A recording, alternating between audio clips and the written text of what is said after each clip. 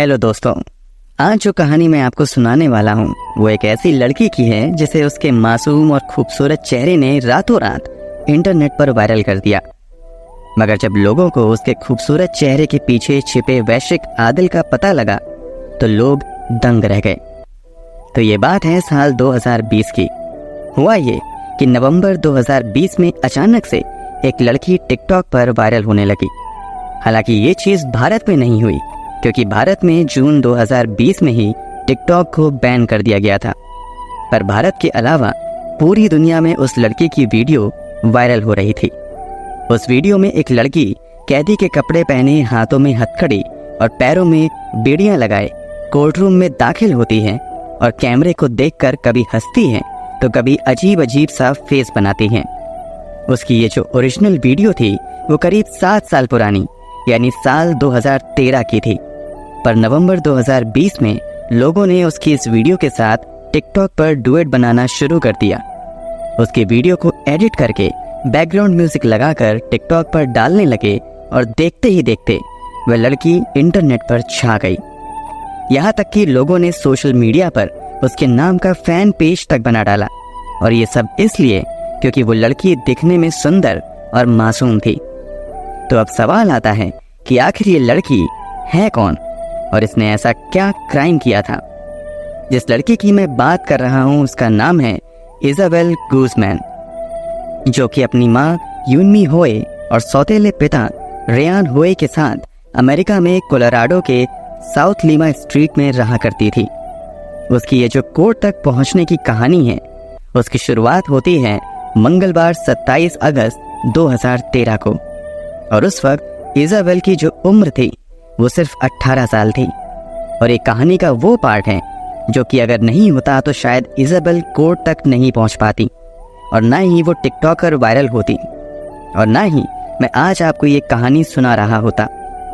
तो हुआ ये कि मंगलवार 27 अगस्त 2013 की शाम इजाबेल की माँ यूनमी होए अपने स्टूडियो से काम खत्म करके वापस अपने घर लौट रही थी। मगर जैसे ही उनकी कार उनके घर के पास पहुंची तो उन्होंने देखा कि एक लड़का उनकी खिड़की से कूदकर बाहर निकला और लोहे की जाली को पार करके भाग गया। जब उन्होंने उस लड़के को अपने घर की खिड़की से कूदकर भागते हुए देखा तब जाकर उन्हें उनके पड़ोसियों की बात याद आई।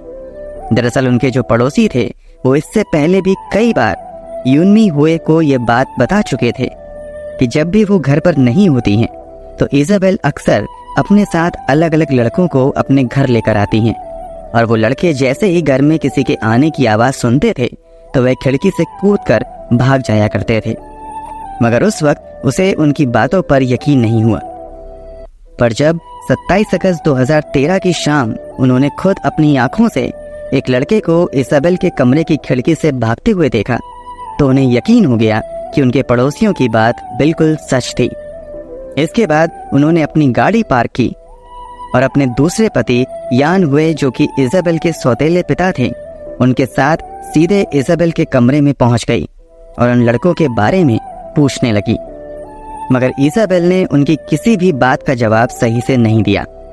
उसके माँ बाप ने बहुत समझाने की कोशिश की मगर इजाबेल ने कोई भी बात समझने की बजाय उल्टा अपनी माँ के ऊपर ही जोर जोर से चिल्लाना और बुरा भला कहना शुरू कर दिया। यहाँ तक कि वह गुस्से में अपनी माँ के मुंह पर ही थूक कर चली गईं। इसी बात से यूनमी होए को बहुत धक्का लगा और इस भद्दे बर्ताव ने उन्हें इतना डरा दिया कि उन्हें अपने कमरे में अकेले सोने से भी डर लग रहा था। इसलिए वो उस पूरी रात अपने कमरे में अंदर से गेट लॉक करके अपने पति यॉन होई के साथ ही रहे, जबकि वो अक्सर अपने कमरे में अकेले ही सोया करती थी। तो इससे पहले कि मैं आपको अगले दिन की कहानी सुनाऊं, उससे पहले आपका ये जानना ज़रूरी है कि आखिर ये कहानी यहाँ तक पहुँची कैसे। दरअसल इजाबेल गुज़मैन का जन्म 9 जून 1995 को कोलोराडो के ऑरोरा शहर में हुआ था। मगर उस वक्त वह अपने सगे पिता रॉबर्ट गुज़मैन और अपनी माँ यूनमी गुज़मैन के साथ इसी शहर में कहीं और रहा करती थी। उसके माँ बाप एक साथ मिलकर ऑरोरा के टाउन सेंटर में एक पेट्रोट स्टूडियो लेते हैं, जिसका नाम वो अपनी बेटी के नाम पर बेला पोर्ट्रेट स्टूडियो रखते हैं क्योंकि वो दोनों ही अपनी बेटी इजाबेल से बहुत प्यार करते थे और इजाबेल भी अपने माँ बाप से बहुत प्यार करती थी, खासकर अपने पिता रॉबर्ट गुज़मैन से। तो पूरा परिवार राजी खुशी अपने दिन काट रहा था। मगर फिर साल 1999 आते आते चीज़ें बिगड़नी शुरू हो गईं और दोनों पति पत्नी के रिश्तों में कड़वाहट आने लगी। बात इतनी बड़ी कि दोनों ने एक दूसरे से तलाक लेने का फैसला कर लिया और फिर साल 1999 में ही रॉबर्ट गुज़मैन और यूनमी गुज़मैन तलाक लेकर एक दूसरे से अलग हो गए। और उस वक्त इजाबेल की जो उम्र थी वो महज 4 साल थी। खैर, तलाक के बाद इजाबेल की कस्टडी उसकी माँ को ही मिली, इसलिए अब इजाबेल अपनी माँ के साथ ही उसी शहर में कहीं और रहने लगी। इजाबेल बचपन से ही थोड़ी जिद्दी और गुस्सैल टाइप की थी, पर अपने माँ बाप के तलाक के बाद वो अब और ज्यादा जिद्दी और चिड़चिड़ी सी हो गई थी। मगर इजाबेल का ये गुस्सा नफरत में तब बदल गया जब तलाक के करीब 1 साल बाद यानी साल 2000 में उसकी माँ योनमी ने एक दूसरे शख्स रेयान हुए के साथ शादी कर ली। इजाबेल इस बात से बहुत गुस्सा थी कि अब उसके पिता की जगह किसी और ने ले ली और वह ऐसा बिल्कुल भी नहीं चाहती थी, क्योंकि वो अपने सगे पिता रॉबर्ट गुज़मैन से बहुत प्यार करती थी। और यहीं से चीजें बद से बदतर होनी शुरू होती हैं, क्योंकि वक्त के साथ जैसे जैसे इजाबेल बड़ी हो रही थी उसका गुस्सा भी दिन ब दिन बढ़ता ही जा रहा था। वह अपनी माँ से महंगे महंगे कपड़ों और खिलौनों की डिमांड करती और जब उसकी डिमांड पूरी नहीं होती तो वह इस बात पर अपनी माँ से लड़ती और झगड़ती। यूनमी होए पूरी कोशिश करती कि वो इजाबेल की हर डिमांड पूरी करें, जिसके लिए वो अपनी स्टूडियो के अलावा और भी दूसरे पार्ट टाइम जॉब्स करने लगी, पर फिर भी वो इजाबेल की कई डिमांड को पूरा नहीं कर पाती थी। जब इजाबेल सिर्फ 7 साल की थी तो उसके इस गुस्सैल बर्ताव ने उसकी माँ को इतना परेशान कर दिया कि अब उसे संभालना ही मुश्किल हो गया। इसलिए उन्होंने इजाबेल को उसके सगे पिता रॉबर्ट के पास भेज दिया और कुछ दिनों बाद ही वो वापस अपनी माँ के पास आ गए। हालांकि बावजूद इसके उसके बर्ताव में कोई सुधार नहीं आया। इसके बाद जब इजाबेल 14 साल की हुई तो उसने अपना धर्म भी छोड़ दिया। दरअसल इजाबेल, उसके माता पिता और सौतेले पिता ये सभी जूइश थे और जो कि ईसाई धर्म की ही एक शाखा है। पर इस धर्म को मानने वाले लोग ना तो क्रिसमस मानते हैं, ना ईस्टर और ना ही कोई दूसरी छुट्टियां। यहाँ तक कि ये लोग अपना बर्थडे भी सेलिब्रेट नहीं करते और शायद इन्हीं सब पाबंदियों की वजह से इजाबेल ने अपने धर्म को भी छोड़ दिया। वो पूरी आज़ाद ख्यालों वाली लड़की बन गई थी। ना तो वो अपने माँ बाप का कहना मानती, ना ही ढंग से स्कूल जाती, बस पूरा दिन अपने दोस्तों के साथ घूमती फिरती। कई बार तो वो 3-3, 4-4 दिन तक घर और स्कूल से गायब रहती और जब उसकी माँ उसे समझाती तो उनसे ही लड़ने लगती। वो स्कूल में भी एक एवरेज स्टूडेंट थी, बस वो किसी तरह पास हो जाया करती थी। मगर जब वो 12th क्लास में थी तो उसकी अटेंडेंस उस साल इतनी कम थी कि उसे हाई स्कूल के फाइनल एग्जाम से सिर्फ 1 हफ्ते पहले ही स्कूल से निकाल दिया गया और इस चीज से उसकी माँ को बहुत धक्का लगा, जिसके बाद भी उसे खूब समझाया गया पर उस पर कोई फर्क नहीं पड़ा। मगर हद तो तब हो गई जब 27 अगस्त 2013 की शाम उसे समझाने पर उसने वह काम किया जो उसने आज से पहले कभी नहीं किया था, और वह था अपनी माँ के मुंह पर थूकना। जिसके बाद यूनमी होए ने पूरी रात डर के साए में गुजारी। खैर, किसी तरह 27 अगस्त 2013 की वो रात बीत गई और अगला दिन आ गया। अगले दिन यानी बुधवार 28 अगस्त 2013 को सुबह सुबह जब यूनी होए अपना मोबाइल चेक करती हैं तो देखती हैं कि इजाबेल ने पिछली रात उन्हें एक मेल किया था। पर जब वह उस मेल को ओपन करती हैं तो उनके होश उड़ जाते हैं, क्योंकि उस मेल में सिर्फ 3 शब्द लिखे हुए थे, यू विल पे, जिसमें कि इजाबेल के कहने का मतलब था कि तुमने मेरे साथ जो कुछ भी किया है उसके लिए तुम्हें भुगतना होगा। इस मेल को देखने के बाद अब यूनमी और भी डर जाती हैं। फिर वो ये मेल अपने पति को भी दिखाती हैं और अब उन्हें ये समझ नहीं आ रहा था कि वो क्या करें। आखिरकार यूनमी पुलिस को बुलाने का फैसला करती हैं और 28 अगस्त 2013 की दोपहर में पुलिस को कॉल कर देती हैं, जिसके थोड़ी देर बाद ही पुलिस घर पहुंच जाती है। पुलिस के पहुंचने के बाद उन्हें सारा मामला और उस मेल के बारे में बताया जाता है। जो कि इजाबेल ने भेजा था। और क्योंकि ये घरेलू मामला था, इसलिए पुलिस पहले तो इजाबेल को समझाती है और फिर बाद में ये वार्निंग भी देती है कि अगर अब उसने दोबारा ऐसा बर्ताव किया तो उसकी माँ उसे घर से बाहर निकाल देगी। क्योंकि अमेरिका के कानून के हिसाब से कोई भी माँ बाप 18 साल के बाद अपने बच्चों को घर से निकाल सकते हैं और इजाबेल 2 महीने पहले ही जून 2013 में 18 साल की हुई थी। तो इजाबेल को वार्निंग देने के बाद पुलिस वहां से चली जाती है। उसके बाद इजाबेल भी अपने बेडरूम में चली जाती हैं और यूनमी अपने काम पर जाने के लिए टाउन सेंटर की तरफ निकल जाती हैं। पर यूनमी के मन में अभी भी एक डर सता रहा था, इसलिए जब वो अपने स्टूडियो पहुंची तो उन्होंने ये सारी बात अपने पहले पति यानी रॉबर्ट गुज़मैन को भी बताई। रॉबर्ट ने ये सलाह दी कि वो घर जाकर इजाबेल से बात करे और उसे समझाए। अच्छा, मैं आपको ये बताना भूल गया कि यूनमी और रॉबर्ट गुज़मैन का तलाक तो हो गया था, पर वो अभी भी एक साथ बेला स्टूडियो में ही काम कर रहे थे। तो पूरी बात सुनने के बाद रॉबर्ट गुज़मैन उसी दिन यानी 28 अगस्त 2013 की शाम इजाबेल से मिलने उसके घर पहुंचते हैं। उस वक्त भी इजाबेल अपने बेडरूम में ही थी। दोपहर में पुलिस के जाने के बाद से वह अपने बेडरूम से बाहर आई ही नहीं थी। पर जब उसके पिता वहां पहुंचे तो वह इजाबेल को लेकर घर के बैकयार्ड में गए और वहां पर बैठकर उसे शांति से समझाने लगे कि उसने जो कुछ भी किया वो बहुत गलत किया। उसे अपने से बड़ों का सम्मान करना चाहिए, उनकी बात सुननी चाहिए, हर बात पर जिद नहीं करनी चाहिए, वगैरह वगैरह। अगले करीब 1 से 1.5 घंटे तक वो इजाबेल को इसी तरह समझाते रहे और इस पूरी बातचीत के दौरान इजाबेल ने अपने मुंह से एक शब्द तक नहीं बोला, बस अपने पिता की हर बात चुपचाप सुनी और अपना सर हाँ में हिला रही थी। जिस तरीके से इजाबेल बड़े ध्यान से अपने पिता की बात सुन रही थी, उसे देखकर रॉबर्ट को लगा कि शायद अब वह खुद को बदलने की कोशिश करेंगी। पर सच्चाई तो ये थी कि इजाबेल अपने पिता की किसी भी बात पर ध्यान नहीं दे रही थी। बस वो हर बात को इस कान से सुन रही थी और उस कान से निकाल रही थी, क्योंकि उसके मन में कुछ और ही चल रहा था, जिसे कि वो शायद पहले ही प्लान कर चुकी थी। इजाबेल को समझाने के बाद उसके पिता शाम करीब 6:30 बजे के आसपास वहां से निकल जाते हैं और इसके बाद इजाबेल भी वापस अपने बेडरूम में चली जाती है। इसके ठीक 3 घंटे बाद रात करीब 9:30 बजे के आसपास यूनमी भी अपना काम फिनिश करके वापस घर पहुंचती हैं। घर पहुंचने के बाद ये यूनमी अपने पति से पूछती है कि इजाबेल कहाँ है, तो वो कहता है कि उसे नहीं पता, पर हाँ, उसने करीब 1 घंटे पहले लगभग 6:30 बजे के आसपास इजाबेल को घर के किचन में देखा था। रेयान की बात सुनने के बाद यूनमी ऊपर फर्स्ट फ्लोर पर बाथरूम में नहाने के लिए चली जाती हैं और इधर रेयान लिविंग रूम में बैठकर अपना डिनर करने लगता है। इसके थोड़ी देर बाद ही रात के करीब 10 बजे से थोड़ा पहले ही रेयान को अचानक से ऊपर फर्स्ट फ्लोर से दमदम की आवाज सुनाई देती है।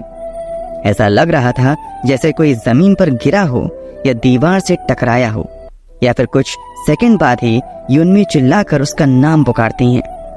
अपना नाम सुनते ही रेयान ऊपर उठकर बाथरूम की तरफ भागता है और देखता है कि बाथरूम का दरवाजा खुला हुआ है और शावर के चलने की आवाज आ रही है। फिर वो बाथरूम के जब और करीब गया तो उसने बाथरूम के अंदर इजाबेल की एक झलक देखी, मगर उसने जैसे ही बाथरूम में घुसने के लिए दरवाजे को धक्का दिया, इजाबेल ने अंदर से पूरी जान लगाकर दरवाजे को अंदर से लॉक कर दिया। इसके बाद अंदर से यूनमी की जोर जोर से चिल्लाने की आवाजें आने लगीं और बाहर से रेयान बाथरूम का दरवाजा पीटने लगा, पर दरवाजा नहीं खुला। उसने पूरी जान लगा दी दरवाजे को खोलने के लिए, पर कोई फायदा नहीं हुआ। अभी वह ये सोच ही रहा था कि दरवाजे को कैसे खोलें कि तभी उसकी नजर नीचे पड़ी और उसने देखा कि बाथरूम के नीचे से खून बहकर बाहर आ रहा है और ये देखते ही उसकी हवा खराब हो गई। वो तुरंत भागकर नीचे गया, अपना फोन उठाया और 911 पर पुलिस को कॉल कर दिया। उस वक्त रात के करीब 10:05 हो रहे थे। कॉल पर रेयान ने पुलिस को बताया कि उसकी बीवी और सौतेली बेटी बाथरूम के अंदर बंद है और उसे लग रहा है कि उसकी बेटी उसकी बीवी के ऊपर जानलेवा हमला कर रही है, क्योंकि बाथरूम के नीचे से खून बहकर बाहर आ रहा है। इसके बाद रेयान पुलिस को पिछली रात और सुबह जो कुछ भी हुआ उसके बारे में बताने लगा और बताते बताते ऊपर पहुंच गया। तभी अचानक से रेयान ने एक जोर की आवाज सुनी, ओ गॉड! और ये आवाज और किसी की नहीं बल्कि उसकी बीवी यूनमी की थी और ये उसकी आखिरी आवाज थी। उसके बाद सब कुछ बिल्कुल शांत हो गया। थोड़ी देर बाद ही बाथरूम का दरवाजा खुला और अंदर से इजाबेल एक पिंक कलर की स्पोर्ट्स ब्रा और टर्कोइज कलर के शॉर्ट्स पहने हुए बाहर निकली। उसके पूरे कपड़े और उसका बदन खून से सना हुआ था और उसने अपने सीधे हाथ में एक चाकू ले रखा था जिसमें से अभी भी खून टपक रहा था। इजाबेल को इस हालत में देखकर रेयान सन्न रह गया और वह जहां खड़ा था वहां खड़ा का खड़ा रह गया। उसे लगा कि अब अगला नंबर उसी का है, लेकिन इजाबेल ने रेहान की तरफ देखा तक नहीं और ना ही उसके चेहरे पर कोई एक्सप्रेशन था। वो सीधे रेहान के बगल से निकल गई और नीचे जाकर बैकयार्ड की तरफ चली गई। इसके बाद रेहान फौरन भागकर बाथरूम में गया, पर वो जैसे ही बाथरूम में पहुंचा उसके पैरों तले जमीन खिसक गई क्योंकि पूरे बाथरूम में खून ही खून बिखरा पड़ा था और उसकी बीवी बाथरूम के फर्श पर अधनग्न हालत में पड़ी थी। यूनमी के गले पर एक बड़ा और गहरा कट का निशान था और उसके पूरे चेहरे और सीने पर चाकू घोंपने के अनगिनत निशान थे। उसके बगल में एक लड़की का बेसबॉल बैट भी पड़ा हुआ था। रेयान अभी भी कॉल पर ही था और जब उसने पुलिस को अपनी बीवी की हालत में बताया तो पुलिस ने उसे अपनी वाइफ को सीपीआर देने को कहा। रेयान यूनमी को सीपीआर देने लगा पर कोई फायदा नहीं हुआ। यूनमी को देखकर ये साफ लग रहा था कि उसकी मौत हो चुकी है। खैर, रेयान के कॉल के 11 मिनट बाद रात लगभग 10:16 पर पुलिस भी वहां पहुंच गई और इसके थोड़ी देर बाद ही मेडिकल टीम भी पहुंच चुकी थी। जांच की गई और 28 अगस्त 2013 की रात 10:28 पर उसे मुर्दा घोषित कर दिया गया और लाश को पोस्टमार्टम के लिए भेज दिया गया। इसके बाद पुलिस इजाबेल को ढूंढना शुरू करती है, मगर वह पूरे घर में कहीं नहीं मिलती। फिर पुलिस घर के बैकयार्ड में देखती है क्योंकि बाथरूम से निकलने के बाद इजाबेल उसकी तरफ गई थी, मगर वहां से भी पुलिस को कुछ नहीं मिला। अब पुलिस इजाबेल के फोन के सिग्नल के जरिए उसकी लोकेशन ढूंढने की कोशिश करती है, पर यहाँ भी उन्हें कोई कामयाबी नहीं मिलती क्योंकि इजाबेल का फोन बंद आ रहा था। इसके बाद पुलिस मीडिया के जरिए एक पब्लिक एडवाइजरी जारी करती है क्योंकि वह आम लोगों के लिए भी खतरा हो सकती है। प्लस उसके पास हथियार भी था और पब्लिक से ये अपील करती है कि वह जहां भी जिसे भी दिखे वह तुरंत पुलिस को खबर करें। इसी बीच अगली सुबह यानी 29 अगस्त 2013 को यूनमी होए की पोस्टमार्टम रिपोर्ट भी आ गई, जिसमें पता चला कि यूनमी होए के ऊपर 79 बार चाकू से हमला किया गया था, जिनमें से 31 बार उसके चेहरे पर और 48 बार उसके गले और सीने पर वार किया गया था। हालांकि बाद में कोर्ट की सुनवाई के दौरान पता चला कि यूनमी होए के ऊपर 79 नहीं बल्कि 151 बार हमला किया गया था, जिनमें से 45 बार उसके चेहरे पर, 51 बार उसके गले पर और बाकी के 65 हमले जिस्म के अलग अलग हिस्सों पर किए गए थे। इसके अलावा चाकू मारने से पहले उसे बेसबॉल से भी पीटा गया था। जब ये पोस्टमार्टम की रिपोर्ट मीडिया में आई तो ये खबर देखते ही देखते पूरे अमेरिका में आग की तरह फैल गई। लोगों को विश्वास नहीं हो रहा था कि एक बेटी ने अपनी ही मां का इतनी बुरी तरीके से कत्ल कर दिया था। इधर पुलिस भी इजाबेल को ढूंढने में लगी थी, पर उन्हें अभी तक कोई कामयाबी नहीं मिली थी। तभी अचानक से उसी सुबह लगभग 11:30 बजे के आसपास 911 पर एक गुमनाम कॉल आता है, जिसमें कि बताया जाता है कि 2851 साउथ पार्क रोड के पार्किंग गैराज में एक कार के अंदर खून से सनी एक बॉडी पड़ी है। खबर मिलते ही अरोरा पुलिस तुरंत साउथ पार्क रोड की तरफ निकलती है, मगर जब वो वहां के पार्किंग गैराज में पहुंची तो जिस कार के अंदर बॉडी पड़ी थी वो गायब हो चुकी थी। अब पुलिस को ये समझ नहीं आ रहा था कि आखिर एक डेड बॉडी कार के अंदर से गायब कहां हो गई, और वह भी दिन के उजाले में। लेकिन जब पुलिस ने उस कार की तलाशी ली तो पुलिस को उस कार से कुछ ऐसी चीजें मिली जो कि इजाबेल और यूनमी के मर्डर से लिंक हो रही थीं। इसलिए पुलिस ने सादी वर्दी में कुछ पुलिस वालों को उस पूरे एरिया में तैनात कर दिया। करीब 2 घंटे बीत गए मगर पुलिस को कुछ नहीं मिला। तभी उन्हें पार्किंग गैराज से एक लड़की बाहर आती हुई दिखी, जिसने कि पिंक कलर की स्पोर्ट्स ब्रा और टर्कोइज कलर के शॉर्ट्स पहन रखे थे। पुलिस को लगा ये इजाबेल हो सकती है, पर फिर भी पुलिस कंफर्म करना चाहती थी, इसलिए उनमें से एक अंडरकवर ऑफिसर उस लड़की से बात करने के बहाने उसके करीब गया। जब उसने उस लड़की को करीब से देखा तो उसे देखते ही यकीन हो गया कि वही इजाबेल गुज़मैन है। इसके बाद वो इजाबेल के पीछे पीछे चलने लगा। थोड़ी देर बाद ही 2 और सादी वर्दी वाले पुलिस उसके साथ साथ चलने लगे और वो जैसे ही बाहर पार्किंग मैदान में एक झाड़ी के पास पहुंचे, उन तीनों पुलिस वालों ने इजाबेल को घेर लिया और अपनी बंदूक उसके ऊपर तान दी। इजाबेल ने यहाँ भी पुलिस को गुमराह करने की कोशिश की और कहा कि उन्होंने गलत लड़की को गिरफ्तार किया है। यहाँ तक कि जब पुलिस वालों ने उसकी पहचान के लिए उसे उसकी आईडी दिखाई तो उसने कहा कि आईडी वाली लड़की की शक्ल तो उससे जरूर मिलती है, पर वो इजाबेल गुज़मैन नहीं है। बल्कि उसने कहा कि उसका नाम समांथा गोज़ेल्स है और वो ओहायो में रहती है। पर उसके कपड़े और कपड़ों पर लगे खून ये साफ साफ इशारा कर रहे थे कि वो ही इजाबेल है। इसलिए पुलिस वाले उसकी किसी भी बात पर यकीन नहीं करते और आखिरकार पुलिस मर्डर के लगभग 16 घंटे बाद 29 अगस्त 2013 की दोपहर 2 बजे इजाबेल गुज़मैन को उसके घर से सिर्फ 1.5 किलोमीटर दूर एक पार्किंग एरिया से गिरफ्तार कर लेती है। पर अब भी एक सवाल बाकी था कि आखिर कार में जो डेड बॉडी थी वो किसकी थी और वो गायब कहाँ हो गई। तो इसका जवाब ये है कि जो लाश उस कार में पड़ी थी वो कोई लाश नहीं बल्कि खुद इजाबेल थी। दरअसल हुआ ये कि पिछली रात अपनी मां का कत्ल करने के बाद इजाबेल ने घर से कार उठाई और अपने घर से करीब 1.5 किलोमीटर दूर जाकर 2851 साउथ पार्क की रोड के पास बने पार्किंग गैराज में लगा दी और उसके बाद उसी कार की पिछली सीट पर जाकर सो गई। और क्योंकि उसके पूरे बदन और कपड़ों पर खून लगा था, इसलिए अगली सुबह जब लोगों ने इजाबेल को कार में सोते हुए देखा तो उन्हें लगा कि कार में कोई लाश पड़ी है। जब तक पुलिस वहां पहुंची तब तक इजाबेल कार से उठकर पार्किंग गैराज के अंदर चली गई थी और जब बाहर आई तो उसे गिरफ्तार कर लिया गया। खैर, इजाबेल को गिरफ्तार करने के बाद पुलिस ने उसके ऊपर 1st डिग्री मर्डर के चार्जेस लगाए और फिर उसे जुडिशियल कस्टडी पर ऑरोरा सिटी जेल में भेज दिया गया। इसके करीब 1 हफ्ते बाद 5 सितंबर 2013 की सुबह इजाबेल को कोलोराडो के काउंटी कोर्ट में पेश होना था, जहां उसके ऊपर कोर्ट की तरफ से चार्जेस लगाए जाते, मगर उस दिन उसने सुबह कोर्ट जाने से ही मना कर दिया। वह अपने सेल से बाहर आ ही नहीं रही थी, जिसकी वजह से हुआ ये कि कोर्ट की सुनवाई दोपहर तक के लिए टालनी पड़ी।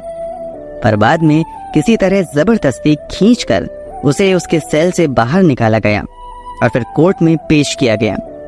उस दिन वह सुबह से ही नॉर्मल इंसान की तरह बर्ताव नहीं कर रही थी। पहले तो उसने कोर्ट में आने से मना किया, जिसकी वजह से उसे जबरदस्ती लाना पड़ा और जब वो कोर्ट में पहुंची तो मीडिया के कैमरा को देखकर कभी मुस्कुरा रही थी तो कभी अजीब अजीब से चेहरे बना रही थी। काउंटी कोर्ट के जज ने इजाबेल के ऊपर मर्डर और वायलेंस के चार्जेस लगाए और साथ ही ये ऑर्डर दिया कि जब तक उसका ट्रायल पूरा नहीं हो जाता वह तब तक कोई बेल भी नहीं ले सकती। इसके बाद करीब 9 महीने बीत गए और जून 2014 में इजाबेल गुज़मैन का ट्रायल शुरू हुआ और क्योंकि जब उसने अपनी मां का मर्डर किया तब वो 18 साल की एक एडल्ट थी और जिस बेरहमी से उसने अपनी मां के ऊपर 151 बार चाकू से हमला किया, उसे देखकर ये पक्का था कि इजाबेल को मैक्सिमम सजा यानी डेथ पेनाल्टी ही मिलेगी। मगर कोर्ट में जैसे ही सुनवाई शुरू हुई, इजाबेल ने वकील से जज के सामने डॉक्टर रिचर्ड पोन्स की एक रिपोर्ट पेश की, जिसमें यह साफ साफ लिखा था कि इजाबेल की दिमागी हालत ठीक नहीं है और वो पैरानोइड साइजोफ्रेनिया नाम की दिमागी बीमारी से जूझ रही है। बाद में डॉक्टर रिचर्ड पोन्स ने भी अपनी गवाही में इजाबेल की दिमागी बीमारी को सही ठहराया। इसके अलावा उन्होंने कोर्ट में ये भी बताया कि जिस वक्त इजाबेल अपनी मां का कत्ल कर रही थी, उसे पता ही नहीं था कि वो अपनी मां को मार रही है, बल्कि उसे लगा कि वो एक सिसिलिया नाम की औरत को मार रही है और ऐसा करने के लिए उसे सपने आते हैं और वो अगर ऐसा नहीं करती तो उसके हिसाब से पूरी दुनिया तबाह हो जाती। कोर्ट के जज जॉर्ज ब्रॉचलर ने सारी रिपोर्ट्स और दलीलें देखने और सुनने के बाद अपना फैसला सुनाया, और उस फैसले में उन्होंने इसाबेल की दिमागी हालत ठीक न होने की वजह से उसे कोई सज़ा नहीं सुनाई और उसके इलाज के लिए उसे कोलोराडो के मेंटल हेल्थ इंस्टीट्यूट में भेज दिया गया और कहा गया कि जब तक इसाबेल अपने और समाज के लिए खतरा नहीं रह जाती तब तक वो वहीं रहेगी। अब इसमें चाहे 1 साल लगे, 2 साल लगे या फिर पूरी जिंदगी।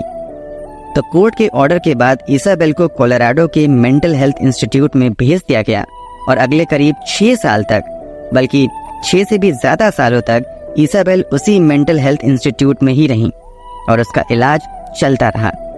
पर फिर नवंबर 2020 में जब इसाबेल 25 साल की थी तो उसने मीडिया को एक इंटरव्यू दिया जिसमें उसने एक नई चीज के बारे में बताया।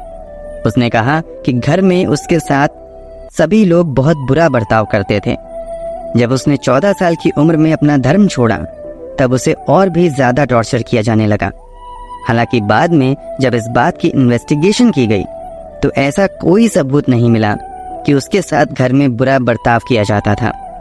इसके अलावा उसने ये भी बताया कि जब उसने अपनी माँ का खून किया तब वह अपने होश में नहीं थी, पर अब वह पूरी तरीके से ठीक हो चुकी है और अब ना ही वह खुद के लिए और समाज के लिए कोई खतरा है, इसलिए उसे इस मेंटल हेल्थ इंस्टीट्यूट से रिहा कर देना चाहिए। I was not myself when I did that and I have since been restored to full health। ठीक उसी टाइम जब मीडिया में उसका ये इंटरव्यू आया, अचानक से टिकटॉक पर उसकी 7 साल पुरानी कोर्ट की वीडियो वायरल होने लगी और सोशल मीडिया, खासकर टिकटॉक का तो आपको पता ही है कि लोग बिना सोचे समझे एक ट्रेंड को बस फॉलो करना शुरू कर देते हैं, और यहाँ भी ठीक यही हुआ। लोगों ने ये बिना सोचे समझे कि उसने पास्ट में क्या किया है उसके सपोर्ट में आगे आए, और वह भी सिर्फ इसलिए क्योंकि वह दिखने में खूबसूरत और मासूम थी। लोगों ने तो यहाँ तक कहना शुरू कर दिया कि इसाबेल ने जो अपनी माँ का कत्ल किया है वो उसी लायक थी, और ऐसी चीजें ये सोचने पर मजबूर कर देती हैं कि इंसानियत कहाँ से कहाँ जा रही है। हालांकि इस वीडियो से इसाबेल को जरूर फायदा हुआ, क्योंकि अगले ही साल जून 2021 में इसाबेल गुज़मैन को मेंटल इंस्टीट्यूट से इस शर्त पर छोड़ दिया गया कि वो लगातार टाइम पर अपने डॉक्टर से थेरेपी लेती रहेगी। तो कुल मिलाकर इसाबेल ने जो कुछ भी किया, चाहे गुस्से में किया हो या दिमागी प्रॉब्लम की वजह से, वो अलग बात है। पर अफसोस की बात यह है कि जिस तरह से बाद में लोगों ने बिना सोचे समझे, बिना पूरी कहानी जाने, सिर्फ उसके चेहरे को देखकर उसके क्राइम को सही ठहराने की कोशिश की, वो बहुत गलत है। जबकि हम मानते हैं कि ऐसा बिल्कुल भी नहीं होना चाहिए। हमें किसी भी अपराधी को उसकी खूबसूरती, उसका रंग, उसकी अमीरी या गरीबी देखकर नहीं, बल्कि उसने जो अपराध किया है उसे देखकर अपनी राय देनी चाहिए। तो ये थी पूरी कहानी इसाबेल गुज़मैन की। आपका इस केस के बारे में क्या कहना है, हमें कमेंट करके जरूर बताएं। अगर आपको हमारी ये कहानी पसंद आई हो तो हमारे चैनल को सब्सक्राइब करना और उस वीडियो को लाइक शेयर करना बिल्कुल ना भूलें। जल्द ही मिलते हैं एक और सनसनीखेज कहानी के साथ, यहीं इसी चैनल पर। अपना ख्याल रखें, सतर्क रहें। नमस्कार।